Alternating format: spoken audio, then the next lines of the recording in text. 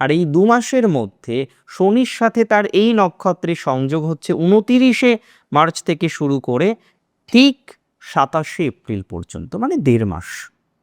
আর এই 1.5 মাসের মধ্যে একটি দিন বা কম বেশি 5টা দিন, 14 এপ্রিলের আগে 2টো দিন, 14 এপ্রিলের পরের 2টো দিন কিন্তু বেশ চিন্তার।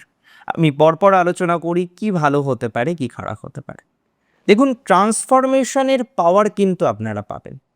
নিজেকে পরিবর্তন করার, নিজেকে চেঞ্জ করার, নিজের এক্সপ্রেশন, নিজের অ্যাংজাইটি, কোথাও গিয়ে যেন নিজের লেজিনেস, এই সমস্ত বিষয়বস্তুগুলোকে পরিবর্তন করে শুভ একটা কম্বিনেশন আপনি কিন্তু নিশ্চিতভাবে তৈরি করতে পারবেন।